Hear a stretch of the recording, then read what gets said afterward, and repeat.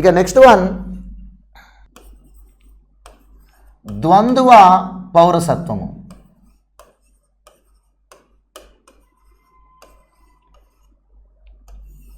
ద్వంద్వ పౌరసత్వం.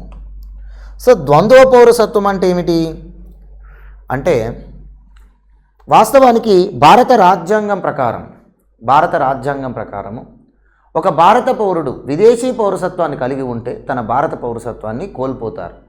ఒక భారత పౌరుడు విదేశీ పౌరసత్వాన్ని కలిగి ఉంటే తన భారత పౌరసత్వాన్ని కోల్పోతారు. రెండో అంశం ఏమిటి అంటే భారత రాజ్యాంగం ఏకపౌరసత్వాన్ని కల్పిస్తుంది. భారత రాజ్యాంగం ఏకపౌరసత్వాన్ని కల్పిస్తుంది. ఈ ద్వంద్వ పౌరసత్వం మీరు అర్థం చేసుకోవాలంటే ఇక్కడ 2 పాయింట్స్ ముందుగా మీరు తెలుసుకోవాలి. ఒకటి, రాజ్యాంగంలోని 9వ ఆర్టికల్ ప్రకారం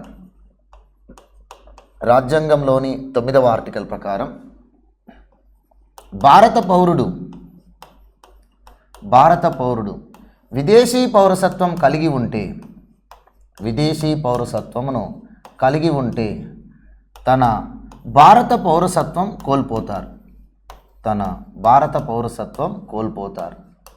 ఇదొకటి.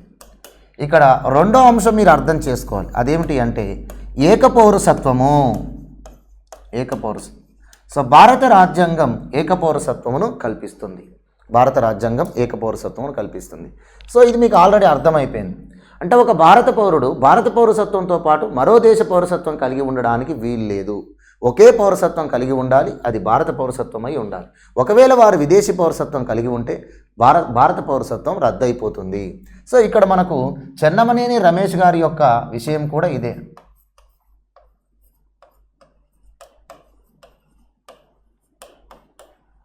తర్వాత రెండో అంశం ఏమిటి అంటే ఏకపౌరసత్వం. సో భారతదేశంలో ఏకపౌరసత్వం అనేటువంటిది ఉంది. ఇది మనం బ్రిటిష్ రాజ్యాంగం నుండి గ్రహించడం జరిగింది. ఎక్కడి నుండి గ్రహించామండి? బ్రిటిష్ రాజ్యాంగం నుండి దీనిని గ్రహించడం జరిగింది, ఏకపౌరసత్వ విధానం. సో బ్రిటిష్ దేశం ఏకపౌరసత్వ విధానమును కలిగి ఉంది. అంటే దేశంలోని ప్రజలకు 2 రకాల పౌరసత్వం ఉండదు. రాష్ట్ర పౌరసత్వము, దేశ పౌరసత్వం అనేది ఉండదు. ఒకే పౌరసత్వం ఉంటుంది, దేశ పౌరసత్వమే. సో దీనివల్ల ఏంటిదంటే దేశంలో ఒక పౌరుడు ఏ రాష్ట్రంలోనైనా నివాసం ఉండవచ్చు. దేశంలోని పౌరుడు ఏ రాష్ట్రం నుండి అయినా పార్లమెంటుకు పోటీ చేయవచ్చు. దేశంలోని పౌరుడు ఏ రాష్ట్రంలోనైనా ఆస్తులు కలిగి ఉండవచ్చు, ప్రభుత్వ ఉద్యోగాలు పొందవచ్చు. సో ఇది ఏకపౌరసత్వ విధానాన్ని తెలియజేస్తుంది. ఇది బ్రిటిష్ దేశంలో, భారతదేశంలో ఈ విధానం ఉంది. అయితే సమాఖ్య దేశాలు సాధారణంగా ద్వంద్వ పౌరసత్వాన్ని కలిగి ఉంటాయి. భారతదేశం సమాఖ్య దేశం అయినప్పటికీ ఏకపౌరసత్వ విధానమునే ఎంచుకుంది. ఎందుకంటే భిన్నత్వంలో ఏకత్వంగా ఈ భారతదేశ ఐక్యతను దృష్టిలో పెట్టుకొని మన రాజ్యాంగ నిర్మాతలు ఏకపౌరసత్వ విధానానికే మొగ్గు చూపారు. కానీ అమెరికా, స్విట్జర్లాండ్, ఆస్ట్రేలియా లాంటి ఫెడరల్ కంట్రీస్, సమాఖ్య దేశాలు ద్వంద్వ పౌరసత్వాన్ని కల్పిస్తున్నాయి. ద్వంద్వ పౌరసత్వం అంటే అమెరికాలో 50 రాష్ట్రాలు ఉన్నాయి. అమెరికాలో పౌరులందరికీ 2 రకాల గుర్తింపు ఉంటుంది, 2 రకాల సిటిజన్షిప్ ఉంటుంది. ఒకటి దేశం యొక్క పౌరసత్వం, మరొకటి రాష్ట్రం యొక్క ప్రత్యేక పౌరసత్వం. అంటే అమెరికా దేశంలో ఏ రాష్ట్ర పౌరుడు ఆ రాష్ట్రం నుండి పార్లమెంటుకు పోటీ చేసే అవకాశం కలిగి ఉంటారు, వేరే రాష్ట్రం నుండి పోటీ చేసే అవకాశం ఉండదు. అంతేకాకుండా అమెరికాలో రాష్ట్ర పౌరసత్వం అనేది ఉంది కాబట్టి రాష్ట్రంలోనే వారు ప్రత్యేక హక్కులు కలిగి ఉంటారు. సో ఇలా అమెరికా, స్విట్జర్లాండ్, ఆస్ట్రేలియా లాంటి దేశాలు ద్వంద్వ పౌరసత్వాన్ని కలిగి ఉన్నాయి. కానీ భారతదేశం ఏకపౌరసత్వ విధానమునే కలిగి ఉంది. సో ఇక్కడ ఈ 2 అంశాలు మీకు అర్థమైన తర్వాత మరి ద్వంద్వ పౌరసత్వం అనేటువంటి ప్రస్తావన ఎందుకు వచ్చింది? భారత ప్రభుత్వం ద్వంద్వ పౌరసత్వం చట్టమును 2003 సంవత్సరంలో చేసింది. ద్వంద్వ పౌరసత్వ చట్టమును 2003 సంవత్సరంలో చేసింది. అదేంటి, భారతదేశంలో ఏకపౌరసత్వం ఉంది కదా, ద్వంద్వ పౌరసత్వం లేదు కదా, మళ్ళీ ఏమైనా భారతదేశంలో ద్వంద్వ పౌరసత్వ విధానాన్ని ప్రవేశపెట్టారంటే లేదండి. వాస్తవానికి భారత రాజ్యాంగం అమల్లోనికి వచ్చిన తర్వాత దేశవ్యాప్తంగా ఏకపౌరసత్వ విధానమే కొనసాగుతున్నప్పటికీ ఒక రాష్ట్రం మాత్రం ద్వంద్వ పౌరసత్వం కలిగి ఉంది, అది జమ్మూ అండ్ కాశ్మీర్. జమ్మూ అండ్ కాశ్మీర్ పౌరులకు దేశ పౌరసత్వము మరియు రాష్ట్రంలో ప్రత్యేకమైన పౌరసత్వము, ప్రత్యేకమైన గుర్తింపు అనేది ఉంటుంది. ఎందుకంటే జమ్మూ కాశ్మీర్ రాష్ట్రంలో జమ్మూ కాశ్మీరేతరులు పౌరులు స్థిర నివాసం ఏర్పాటు చేసుకోవడానికి కానీ, అక్కడ ఆస్తులను కలిగి ఉండడానికి కానీ, ప్రభుత్వ ఉద్యోగాలు పొందడానికి కానీ వీలు లేదు. సో ఇది జమ్మూ కాశ్మీర్ పౌరులు ద్వంద్వ పౌరసత్వం కలిగి ఉన్నారు అని చెప్పడానికి ఇది కారణం. అయితే 2019 అక్టోబర్ 31వ తేదీన జమ్మూ కాశ్మీర్ యొక్క రాష్ట్ర పునర్వ్యవస్థీకరణ చట్టం ప్రకారము మరియు 370 ఆర్టికల్ను రాజ్యాంగం నుంచి తొలగించడం వల్ల జమ్మూ కాశ్మీర్ ప్రత్యేక ప్రతిపత్తి, జమ్మూ కాశ్మీర్ రాజ్యాంగం అనేది రద్దు కావడం వల్ల జమ్మూ కాశ్మీర్ కూడా ఈరోజు ద్వంద్వ పౌరసత్వాన్ని కోల్పోయింది. జమ్మూ కాశ్మీర్ పౌరులతో పాటు దేశంలోని అన్ని ప్రాంతాల పౌరులు ఒకే పౌరసత్వం కలిగి ఉన్నారు, అది భారతీయ పౌరసత్వమును. సో మరి దేశవ్యాప్తంగా భారతీయ పౌరసత్వం ఉన్నప్పుడు మరి ద్వంద్వ పౌరసత్వం అనేటువంటి చట్టం ఎందుకు చేశారు?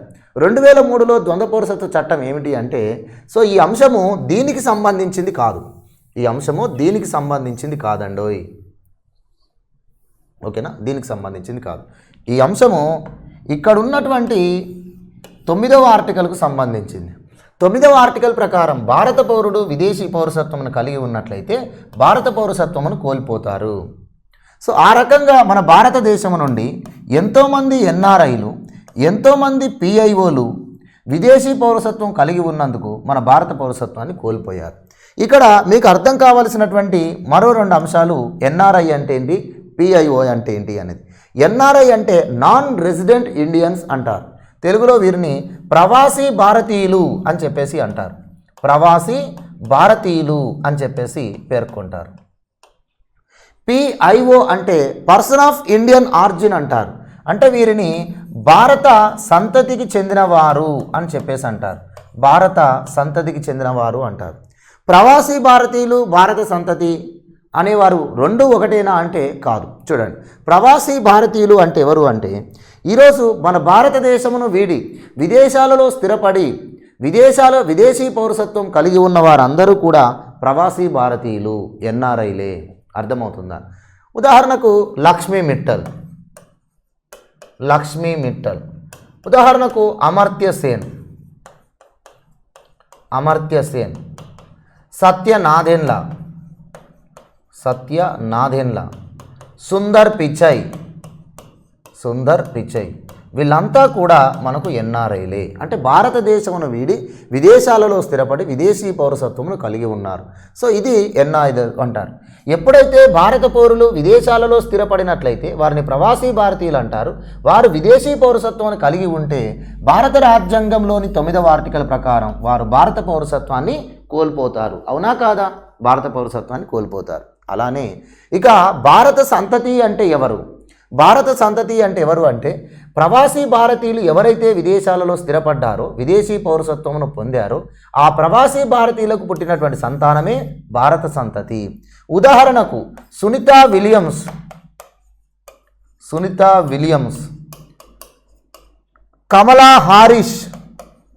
కమలా హారిస్ వీళ్ళంతా కూడా భారత సంతతిగా చెప్పబడతారు. అంటే వీళ్ళ యొక్క పేరెంట్స్ కావచ్చు, వీళ్ళ యొక్క తాత ముత్తాతలు కావచ్చు, వీళ్ళు విదేశాలలో స్థిరపడ్డారు, వారు ప్రవాసీ భారతీయులు, వారికి పుట్టిన సంతానమే వీరు, కాబట్టి వీరిని భారత సంతతి అంటారు. సో భారత సంతతి వారు కూడా విదేశీ పౌరసత్వం కలిగి ఉంటారు. కాబట్టి ఎందుకంటే వాళ్ళ పేరెంట్సే ప్రవాసీ భారతీయులుగా విదేశీ పౌరసత్వం కలిగి భారతీయ పౌరసత్వం కోల్పోయారు. కాబట్టి వారికి కలిగిన సంతానమైనటువంటి ఈ భారత సంతతి కూడా విదేశీ పౌరసత్వం అని కలిగి ఉంటారు. కాబట్టి వీరికి భారత పౌరసత్వం ఉండదు. ఇప్పుడు ఎన్ఆర్ఐలు, పిఐఓలు విదేశీ పౌరసత్వం కలిగి ఉన్నారు. కాబట్టి భారత రాజ్యాంగంలోని 9వ ఆర్టికల్ ప్రకారం అలా విదేశీ పౌరసత్వం కలిగి ఉంటే భారత పౌరసత్వము కోల్పోతారు. కాబట్టి భారత పౌరసత్వం కలిగి ఉండరు. కాబట్టి ఆ భారత పౌరసత్వం కలిగి ఉండనందుకు ఈ ప్రవాసీ భారతీయులు, భారత సంతతికి చెందినటువంటి వ్యక్తులకు మన భారతదేశం నుండి ఎలాంటి రిలేషన్ లేకుండా పోతుంది. సో భారతదేశానికి రావడం పోవడం అనేటువంటిది అంతగా జరగట్లేదు. అయినప్పటికీ ప్రవాసీ భారతీయులు భారత సంతతితో ఉన్నటువంటి సంబంధాన్ని మెరుగుపరుచుకోవాలి అని చెప్పేసి 1999 సంవత్సరంలో అటల్ బిహారీ వాజ్పేయి ప్రభుత్వం మొదటిసారిగా ఆలోచించింది. సో 1999 సంవత్సరంలో విదేశాలలో స్థిరపడిన ప్రవాసీ భారతీయులు, భారత సంతతి వారికి భారత పౌరసత్వం అనేది లేకపోవడం వలన వారు భారతదేశంతో ఎలాంటి సంబంధాలను కొనసాగించలేకపోతున్నారు. కానీ వారి అవసరం భారతదేశానికి ఉంది. ఎందుకంటే 1991 సంవత్సరం నుంచి నూతన ఆర్థిక సంస్కరణలలో భాగంగా విదేశీ ప్రత్యక్ష పెట్టుబడులకు మనం ఎక్కువ ప్రాధాన్యతను ఇచ్చుకుంటూ వచ్చాం. గతంలో విదేశీ ప్రత్యక్ష పెట్టుబడులు భారతదేశంలో ఎక్కువగా వచ్చినట్లయితే భారత ఆర్థిక వ్యవస్థను విదేశీ శక్తులు శాసించే స్థాయికి వెళ్తాయని ఒక అపోహతో, ఒక అనుమానంతో మనం అనేక రంగాలలో ఒక సంకుచితమైన భావాలతో విదేశీ ప్రత్యక్ష పెట్టుబడులపై పరిమితులు విధించాం.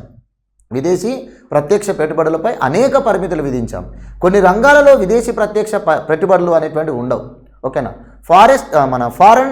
ఫారెన్ డైరెక్ట్ ఇన్వెస్ట్మెంట్స్ అంటాం, వాటిని ఎఫ్డిఐలు అని చెప్పేసి అంటాం. మరి ఈ విదేశీ ప్రత్యక్ష పెట్టుబడులు అనేటువంటివి కొన్ని రంగాలలో అసలు అవకాశమే ఉండదు. ఉదాహరణకు డిఫెన్స్కి సంబంధించినటువంటి, తర్వాత మనకు కరెన్సీకి సంబంధించినటువంటి విషయంలో, తర్వాత అటానమీకి సంబంధించినటువంటి విషయంలో, అణుశక్తికి అటానమీ ఎనర్జీకి సంబంధించిన విషయంలో మనం విదేశీ ప్రత్యక్ష పెట్టుబడులను ఆహ్వానించాం. అయితే 1991 కంటే ముందు విషయం, 1991 తర్వాత అనేక రంగాలలో కూడా విదేశీ ప్రత్యక్ష పెట్టుబడులకు అవకాశం కల్పించారు. మరియు కొన్ని రంగాలలో విదేశీ ప్రత్యక్ష పెట్టుబడులకు అవకాశం ఉన్నప్పటికీ 49% కంటే మించకూడదు అనేటువంటి మరో కండిషన్ కూడా ఉండేది. కానీ వీటినన్నింటినీ కూడా సరళీకృతం చేశారు. వీటినన్నింటినీ కూడా చాలా వరకు ఎత్తివేశారు. ఆ కండిషన్స్ అన్ని ఎత్తివేశారు. ఎందుకంటే భారత ప్రభుత్వము విదేశీ ప్రత్యక్ష పెట్టుబడులకు ఎక్కువగా అవకాశం ఇవ్వడం వల్ల భారత ఆర్థిక వ్యవస్థ అనేటువంటిది బలోపేతం అవుతుంది. భారత ఆర్థిక వ్యవస్థ బలోపేతం అవుతే దేశం అభివృద్ధి చెందుతుంది. దేశం యొక్క అభివృద్ధి అనేది, ఆర్థిక ఫలాలు అనేది సామాన్యుడికి కూడా అందించే ప్రయత్నం ప్రభుత్వం చేస్తుంది. కాబట్టి ప్రభుత్వం ప్రజా సంక్షేమం, ప్రజలందరికీ సౌకర్యాలు కల్పించడమే ప్రభుత్వం యొక్క ఉద్దేశం. కాబట్టి దేశ రక్షణకు భంగం కలగకుండా, దేశ సార్వభౌమాధికారానికి భంగం కలగకుండా విదేశీ ప్రత్యక్ష పెట్టుబడులను మనం పూర్తి స్థాయిలో రాబట్టుకోవాలి. అలా రాబట్టుకున్నప్పుడే దేశం రక్షణ అనే దానితో పాటుగా ప్రజల యొక్క సంక్షేమాన్ని కూడా దృష్టిలో పెట్టుకోవాలి.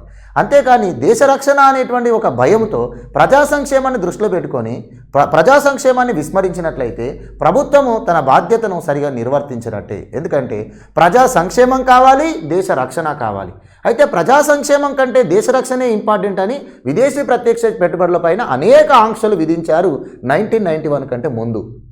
కానీ పెరుగుతున్న జనాభా, పెరుగుతున్నటువంటి అవసరాలు మరియు ప్రపంచ పోటీ, ఆర్థికపరమైన పోటీ ఇవన్నీ దృష్టిలో పెట్టుకొని అనేక దేశాలు విదేశీ ప్రత్యక్ష పెట్టుబడులకు ఆసక్తి చూపుతున్నప్పుడు భారతదేశం పాత పద్ధతిలో ఉండడం కరెక్ట్ కాదు అని పివి నరసింహారావు ప్రభుత్వము ఆనాడు ఉన్నటువంటి ఆర్థిక పరిస్థితులలో ఇక ఆర్థిక సంస్కరణలే, నూతన ఆర్థిక సంస్కరణలు తప్ప మరో గత్యంతరం లేదు అని చెప్పేసి ఇకనైనా మనం ముందుకేయకపోతే వెనుకబడిపోతామని చెప్పేసి ఆనాడు ఒక కీలకమైన నిర్ణయం తీసుకొని విదేశీ ప్రత్యక్ష పెట్టుబడులను ఎక్కువగా ఆహ్వానించడం జరిగింది.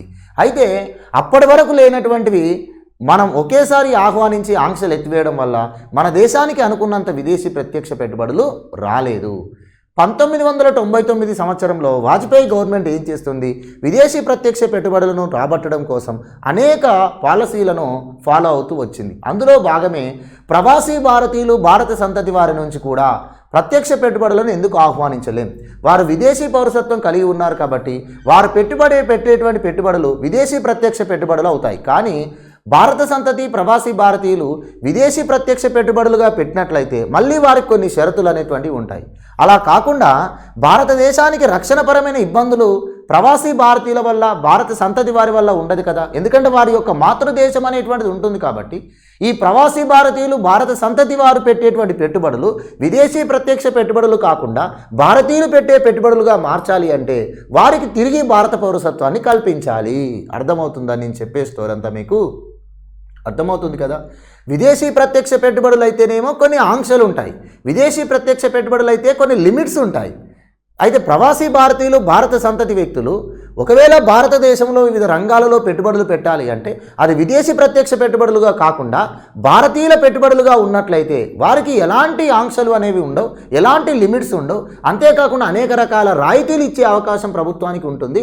అనేక రాయితీలు పొందుతారు. కాబట్టి ప్రవాసీ భారతీయులు, భారత సంతతి వారు భారతదేశంలో తమ పెట్టుబడులను పెట్టడానికి ఎక్కువగా ఆసక్తి చూపుతారు. ఎందుకంటే ఇక్కడ రెండు అంశాలు ఉన్నాయి. ఒకటి, ఇది వారి మాతృదేశం. రెండవది, ఇక్కడ అనేక రాయితీలు ప్రభుత్వం కల్పిస్తుంది. అంతేకాకుండా వీరిని ఒక భారతీయులుగా హక్కున చేర్చుకుంటుంది. కాబట్టి భారతీయులకు పెట్టుబడులు పెడితే ఏ రకమైనటువంటి వెసులుబాట్లు ఉంటాయో వీరికి అలాంటి ఆర్థికపరమైనటువంటి ప్రయోజనాలు ఉంటాయి. కాబట్టి ఎక్కువగా భారతదేశంలో పెట్టుబడులు పెట్టడానికి ఆసక్తి చూపుతారు. ఎక్కువగా పెట్టుబడులు పెట్టడం వల్ల భారతదేశం నుంచి వారికి లాభాలే కాకుండా తమ దేశంను అభివృద్ధి చేయడంలో తమ యొక్క పాత్ర కూడా ఉంది అనేటువంటి ఒక ఇదైనటువంటి ఫీలింగ్ కూడా కలుగుతుంది. సో ఇదంతా కూడా మనకు వాజ్పేయి గవర్నమెంట్ ఆలోచించింది. మరి వారికి ఏం చేయాలి అంటే వారికి భారత పౌరసత్వమును కల్పిస్తూ ఏదైనా ఒక అధికారమును ఇవ్వాలి. వాస్తవానికి భారత రాజ్యాంగంలో 9వ ఆర్టికల్ ప్రకారం విదేశీ పౌరసత్వం కలిగి ఉన్నటువంటి వారికి యొక్క భారత పౌరసత్వం అనేది ఉండదు. విదేశీ పౌరసత్వం కలిగి ఉంటే వారు భారత పౌరసత్వాన్ని కోల్పోతారు. కానీ తిరిగి మళ్ళీ వారికి భారత పౌరసత్వం కల్పించడమే ఇక్కడ ద్వంద్వ పౌరసత్వం. అంటే విదేశీ పౌరసత్వం కలిగిన ఎన్ఆర్ఐలు పిఐఓలకు భారత పౌరసత్వాన్ని కల్పించడాన్నే మనం ద్వంద్వ పౌరసత్వం అంటున్నాం. కొన్ని షరతులతో కూడి భారతీయులతో పాటుగా సమానమైన హక్కులను కల్పిస్తూ, కొన్ని షరతులతో కూడి భారతీయులతో పాటు సమానమైన హక్కులను కల్పిస్తూ భారతీయ పౌరసత్వాన్ని ఈ ఎన్ఆర్ఐలకు ఈ పిఐఓలకు కల్పించడం జరిగింది. కొన్ని షరతులతో కూడినటువంటివి మరియు కొన్ని హక్కులు మినహా భారతీయులతో పాటు సమానమైనటువంటి హక్కులను, సమానమైనటువంటి అవకాశాలను కల్పిస్తూ వారికి తిరిగి భారత పౌరసత్వాన్ని ఇచ్చారు. సో దీన్ని మనం ద్వంద్వ పౌరసత్వము అంటాం.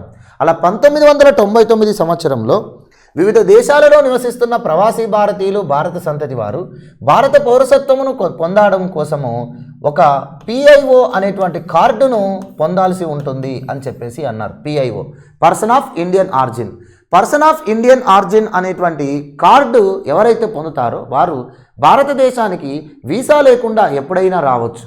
భారతదేశానికి వచ్చి 180 రోజుల వరకు, అంటే 6 నెలల వరకు స్వేచ్ఛగా ఏ ప్రాంతంలోనైనా ఉండొచ్చు. సో ఇలాంటి తర్వాత వారు భారతదేశంలో పెట్టుబడులు పెట్టడానికి అన్ని రకాల సౌకర్యాలు అనేటువంటివి కల్పించబడతాయి. వారికి భారతీయుల మాదిరిగా ప్రయోజనాలు ఉంటాయి అని చెప్పి ముందుగా ఈ ద్వంద్వ పౌరసత్వం, అంటే భారతీయ పౌరసత్వం కల్పించడానికంటే ముందు వారికి ఒక గుర్తింపునిస్తూ పిఐఓ అనే కార్డు జారీ చేశారు. వాస్తవానికి ద్వంద్వ పౌరసత్వాన్ని కల్పించింది 2003. ద్వంద్వ పౌరసత్వాన్ని కల్పించడానికంటే ముందే ద్వంద్వ పౌరసత్వానికి ఒక ప్రక్రియ చేశారు. ఆ ప్రక్రియని పిఐఓ కార్డును జారీ చేయడం. అంటే భారతీయుల మాదిరిగా ప్రవాసీ భారతీయులకు, భారత సంతతి వారికి కొన్ని ప్రయోజనాలను చేకూర్చడం కోసం, వారు భారతదేశంతో సత్సంబంధాలను పెంపొందించుకోవడం కోసం, వారికి భారతదేశానికి రావడం, వారు భారతదేశానికి వచ్చి పెట్టుబడులు పెట్టడం కోసం, వారికి భారతదేశం పట్ల ఆసక్తిని, మక్కువను పెంచడం కోసం పిఐఓ అనే కార్డు జారీ చేశారు. ఈ పిఐఓ కార్డు యొక్క ప్రత్యేకత ఏమిటి అంటే, పిఐఓ కార్డు ఎవరైతే పొందాలనుకుంటారో వారు 15,000 రూపాయలు చెల్లించాల్సి ఉంటుంది. అదే మైనర్ అయితే 7,500 రూపాయలు చెల్లించాలి. పిఐఓ కార్డు పొందినటువంటి వ్యక్తులు ఈ కార్డు ద్వారా భారతదేశానికి ఎప్పుడైనా వీసా లేకుండా రావచ్చు. 6 నెలల వరకు వారు ఎలాంటి షరతులు లేకుండా ఉండవచ్చు. 6 నెలల కంటే ఎక్కువ కాలం ఉండాలి అంటే మళ్ళీ భారత ప్రభుత్వం యొక్క అనుమతి తీసుకొని ఉండాల్సి ఉంటుంది. సో ఈ రకంగా ఉంటుంది. తర్వాత ఇది 15 సంవత్సరాల వరకు లిమిట్ కలిగినటువంటి, అంటే 15 సంవత్సరాల వరకే దీని టైం పీరియడ్ ఉంటుంది. దీని టెన్యూర్ అనేది 15 ఇయర్స్. 15 ఇయర్స్ తర్వాత మళ్ళీ దీన్ని రెన్యువల్ చేసుకోవడం అనేటువంటిది ఉంటుంది. సో ఇది పిఐఓ కార్డు. కొంతమంది ప్రవాసీ భారతీయులు, భారత సంతతి వాళ్ళు ఈ పిఐఓ కార్డు అనేటువంటిది పొందారు. అయితే పిఐఓ కార్డు అనేటువంటిది కేవలం భారతదేశానికి వాళ్ళు రావడానికి, వెళ్ళడానికి కొంచెం వెసులుబాటు మాత్రమే కల్పించారు. కానీ భారతదేశంలో వారికి భారతీయులతో పాటుగా హక్కులు అనేవి మాత్రం ఏమీ కల్పించబడలే. రాజ్యాంగం ప్రకారం భారతీయులతో పాటు ఆ ప్రవాసీ భారతీయులకు, భారత సంతతి వ్యక్తులకు ఎలాంటి ప్రాథమిక హక్కులు అనేటువంటివి, ఎలాంటి ఫండమెంటల్ రైట్స్ అనేవి వారు పొందలేదు. కానీ భారతీయులతో పాటు వారికి సమానమైన హక్కులు కల్పించినప్పుడే భారతదేశంలో వాళ్ళు ఉండడానికి ఇష్టపడతారు, భారతదేశంలో వాళ్ళు పెట్టుబడులు పెట్టడానికి ఇష్టపడతారు. మొత్తానికి ఇక్కడ ప్రధానమైనది ఆర్థిక వ్యవస్థను బలోపేతం చేయడం, ప్రత్యక్ష పెట్టుబడులను ఆహ్వానించడం. కాబట్టి ప్రవాసీ భారతీయులు, భారత సంతతి వ్యక్తులు భారతదేశంలో పెట్టుబడులు పెట్టే విధంగా చేయడమే ఈ ద్వంద్వ పౌరసత్వం కల్పించాలి అనేటువంటి ఒక లక్ష్యం, ద్వంద్వ పౌరసత్వం కల్పించాలి అనేటువంటి ఒక ప్రక్రియ. సో ఎందుకంటే ఈరోజు అనేక దేశాలలో ఉన్నటువంటి మన భారత సంతతి ప్రవాసీ భారతీయులు గొప్ప గొప్ప పారిశ్రామికవేత్తలుగా, వ్యాపారవేత్తలుగా, పెద్ద కంపెనీలకు సీఈఓలుగా, ఎండీలుగా పనిచేస్తున్నటువంటి వారు.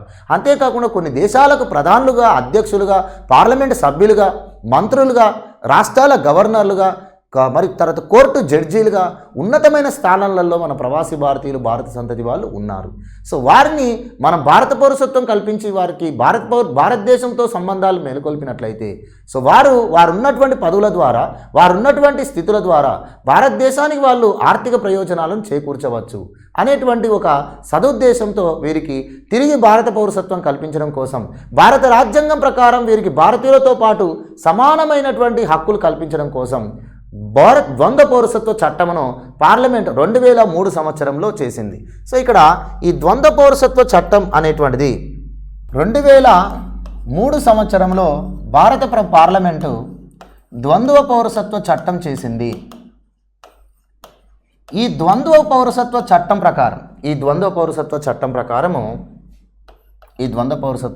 ప్రకారము వారు 16 దేశాలలో నివసిస్తున్న ఎన్ఆర్ఐలకు, పిఐఓలకు భారత పౌరసత్వమును కల్పించడం జరిగింది. 2003 సంవత్సరంలో భారత పార్లమెంట్ ద్వంద్వ పౌరసత్వ చట్టమును చేస్తూ 16 దేశాలలో నివసిస్తున్నటువంటి ఎన్ఆర్ఐలకు మరియు పిఐఓలకు భారత పౌరసత్వాన్ని కల్పించారు. అయితే ఈ భారత పౌరసత్వం కల్పించగానే వారు విదేశీ పౌరసత్వంతో పాటు భారత పౌరసత్వం కలిగి ఉన్నారు కాబట్టి వారు ద్వంద్వ పౌరసత్వం కలిగిన వ్యక్తులు అయ్యారు. మరి ఈ ద్వంద్వ పౌరసత్వ చట్టం ప్రకారం భారతీయ పౌరసత్వం పొందినటువంటి ఎన్ఆర్ఐ పిఐఓలకు ఎలాంటి హక్కులు ఉంటాయి అంటే సో రాజకీయపరమైన హక్కులు కాకుండా సామాజిక ఆర్థికపరమైన హక్కులు సమానంగా కలిగి ఉంటారు. రాజ్యాంగం ప్రకారం భారత పౌరులకు ఉన్నటువంటి సామాజిక ఆర్థికపరమైన హక్కులు ఈ భారత పౌరసత్వం కలిగినటువంటి ఈ ద్వంద్వ పౌరసత్వం కలిగిన ఎన్ఆర్ఐ పిఐఓలకు కూడా ఉంటుంది. ఒక రాజకీయపరమైన హక్కులు మాత్రమే ఉండవు.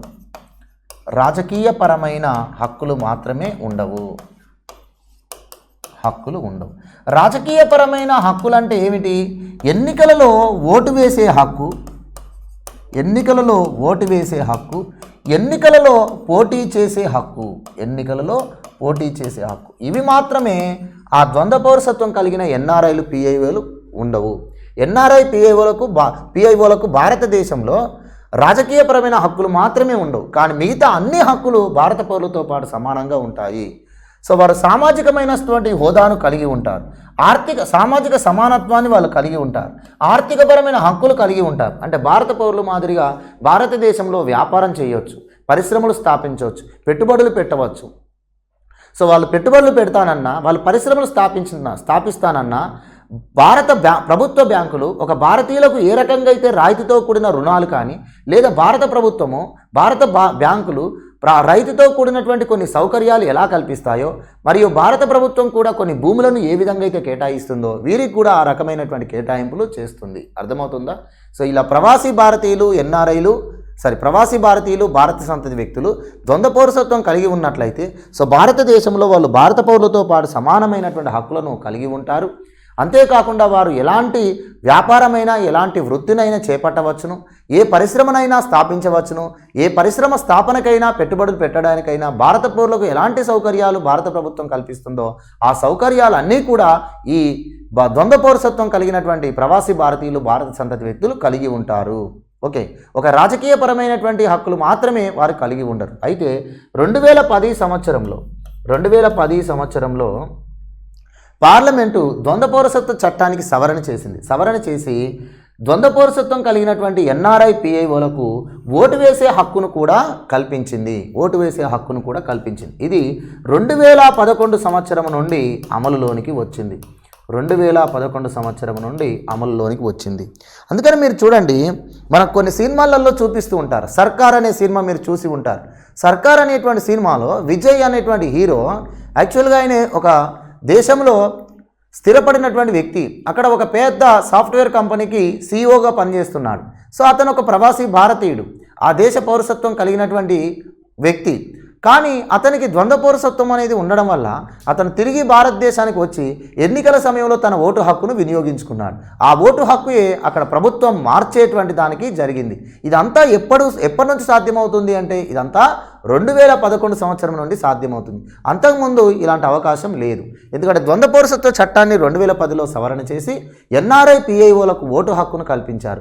ఓటు హక్కును కల్పించినప్పుడు భారత రాజకీయ వ్యవస్థలో వారు ఓటు వేయడం వల్ల వారికి ఆసక్తి అనేది పెరుగుతుంది. అంటే ప్రభుత్వాన్ని ఎంపిక చేసుకోవడంలో భారత పౌరులుగా వాళ్ళకు కూడా ఒక అవకాశం అనేది ఉండడమే ఇక్కడ ఈ ఓటు హక్కును కల్పించడానికి కారణం. అయితే పోటీ చేసే హక్కు మాత్రం ఇప్పటికింకా కల్పించలేదు. ఎందుకంటే సో దీనిలో కొన్ని సమస్యలు రావచ్చు. ఏంటిదంటే ఒక విదేశీ పౌరసత్వం కలిగిన వాడు భారతదేశంలో పోటీ చేయడం అనేటువంటిది, మళ్ళీ భారతదేశంలో ప్రభుత్వానికి ఎంపిక కావడం, అప్పుడు అక్కడ విదేశాలలో మరియు ఇక్కడ భారతదేశంలో ఇలాంటి కొన్ని సమస్యలు వచ్చే అవకాశం ఉంది. ఇప్పుడైతే పోటీ చేసే హక్కు మాత్రం కల్పించలే, ప్రస్తుతానికి ఓటు వేసే హక్కు మాత్రమే కల్పించారు. అయితే ఓటు వేసే హక్కు కల్పించిన తర్వాత ఎన్ఆర్ఐ పిఐఓలు ఏమంటున్నారంటే సో వారికి మేలు ఓటు హక్కును కల్పించాలి అంటున్నారు. అంటే భారతదేశానికి రావడం కుదరదు కాబట్టి ఎన్నికల సమయంలో తన ఓటు హక్కును మెయిల్ ద్వారా వేస్తాము అంటున్నారు. కానీ అలాంటి మేలు ఓటు హక్కు అనేది మన పార్లమెంట్ చట్టం, ప్రజా ప్రాతినిధ్య చట్టం ప్రకారం లేదు. అంతేకాకుండా మేలు ఓటు హక్కు అనేది మనం ఎప్పుడూ కూడా యాక్సెప్ట్ చెయ్యం. ఎన్నికల సమయంలో ఓటరు తన ఓటు హక్కును వినియోగించుకోవడానికి పోలింగ్ బూత్కు రావాల్సిందే. అలా వస్తేనే వారికి ప్రజాస్వామ్యం పట్ల నమ్మకం ఉన్నట్టు. కాబట్టి దేశం పట్ల, ప్రజాస్వామ్య వ్యవస్థ పట్ల నమ్మకం ఉన్నటువంటి ఏ వ్యక్తులైనా, అది భారత పౌరులైనా మరియు భారత పౌరసత్వం కలిగినటువంటి ఎన్ఆర్ఐ పిఐఓలైనా ఎవరైనా పోలింగ్ బూత్కు వచ్చి ఓటు వేయాల్సిందే. మెయిల్ ఓట్ అనేటువంటిది మనం యాక్సెప్ట్ చేయట్లేదు. అమెరికా లాంటి దేశాలలో మెయిల్ ఓట్ అనేటువంటిది ఉంది, కానీ మన దేశంలో మాత్రం లేదు. ఓకేనా, రైట్. ఇక తర్వాత ఇక్కడ 2005 సంవత్సరంలో ఈ ద్వంద్వ పౌరసత్వ చట్టానికి మరొక సవరణ చేశారు 2005లో. 2003 ద్వంద్వ పౌరసత్వ చట్టం ప్రకారం 16 దేశాలలో నివసిస్తున్నటువంటి ఎన్ఆర్ఐ పిఐఓలకు మాత్రమే భారత పౌరసత్వాన్ని కల్పిస్తూ ద్వంద్వ పౌరసత్వాన్ని తీసుకొచ్చారు. ఇది 2004 సంవత్సరం నుండి అమలులోనికి వచ్చింది. 2004 సంవత్సరం నుండి అమల్లోనికి వచ్చింది. తర్వాత 2005 సంవత్సరంలో మళ్ళీ ద్వంద్వ పౌరసత్వ చట్టాన్ని పార్లమెంట్ సవరణ చేసి ఒక రెండు దేశాలు మినహా ప్రపంచ దేశాలలో నివసిస్తున్న ఎన్ఆర్ఐ పిఐఓలందరికీ కూడా ద్వంద్వ పౌరసత్వమును కల్పించే అవకాశాన్ని తెస్తూ చట్టం సవరణ చేశారు. అర్థమవుతుందా? ఒక రెండు దేశాలు మినహా ప్రపంచ దేశాలలో ఏ దేశంలో నివసిస్తున్న ప్రవాసీ భారతీయుడైనా మరియు భారత సంతతి చెందిన వ్యక్తి అయినా ఈ ద్వంద్వ పౌరసత్వం పొందవచ్చు, ఈ భారతీయ పౌరసత్వాన్ని పొందొచ్చు అని చెప్పేసి చట్టాన్ని సవరించారు. మరి ఆ రెండు దేశాలు ఏమిటి అంటే పాకిస్తాన్, బంగ్లాదేశ్. పాకిస్తాన్, బంగ్లాదేశ్ మాత్రమే ఎందుకు మినహాయించబడ్డది? పాకిస్తాన్, బంగ్లాదేశ్లో నివసిస్తున్నటువంటి భారత సంతతి వారికైనా ప్రవాసీ భారతీయులకైనా ఎందుకు అవకాశం ఇవ్వరు అని అంటే ఇక్కడ ఒకటి గుర్తుంచుకోండి. భారత సంతతి అని అంటే ఎవరిని మనం భారత సంతతి అంటున్నాం? భారతదేశంలో మన భారత పౌరులకు జన్మించినటువంటి వారిని, భారతదేశంలో ప్రవాసీ భారతీయులకు జన్మించినటువంటి వారిని భారత సంతతి అంటున్నాము. ఇప్పుడు భారత సంతతి అని చెప్పడంలో ఉదాహరణ కమలా హారిస్ గారు ఉన్నారనుకోండి. కమలా హారిస్ యొక్క పూర్వీకులు భారతీయులు. కమలా హారిస్ యొక్క కుటుంబీకులు భారతీయులు అనడానికి మన దగ్గర ఆధారం ఏంది? 1935 చట్టం ప్రకారం వాళ్ళు భారతీయులు. అంటే బ్రిటిష్ వారు చేసినటువంటి 1935 చట్టం ప్రకారం భారతీయులై ఉండి వారు విదేశాలలో స్థిరపడితే వారికి జన్మించినటువంటి వారిని భారత సంతతి అంటున్నాం. ఇప్పుడు 1935 చట్టం ప్రకారం కమలా హారిస్ ఒక భారత సంతతి వ్యక్తి అయితే ఇదే 1935 చట్టం ప్రకారము పాకిస్తాన్, బంగ్లాదేశ్లో ఉన్న పౌరులందరూ కూడా భారతీయులే అవుతారు కదా. మరి వారికి జన్మించిన వారందరూ కూడా భారత సంతతి వాళ్ళే అవుతారు కదా. కాబట్టి అప్పుడు మరి వారందరికీ ద్వంద్వ పౌరసత్వం కల్పించే అవకాశం ఇస్తే ఇంకేమైనా ఉంటుందా? కాబట్టి ఇక్కడ దాయాదు దేశాలు కాబట్టి 1947 కంటే ముందు పాకిస్తాన్, బంగ్లాదేశ్ అనేవి భారత భూభాగాలే కాబట్టి, బ్రిటిష్ ఇండియా భాగాలే కాబట్టి మనం వారికి మాత్రం కల్పించడం అనేది సాంకేతికపరమైన సమస్యలు వస్తాయి. కాబట్టి పాకిస్తాన్, బంగ్లాదేశ్ కాకుండా ప్రపంచంలో ఏ దేశంలోనైనా ఉన్న ఎన్ఆర్ఐ పిఐఓలకు ఈ భారత పౌరసత్వాన్ని, ద్వంద్వ పౌరసత్వాన్ని కల్పించడం అనేది జరిగింది. ఇది 2005లో పార్లమెంట్ చేసిన సవరణ. ఇది 2006 సంవత్సరం నుండి అమలులోనికి వస్తుంది.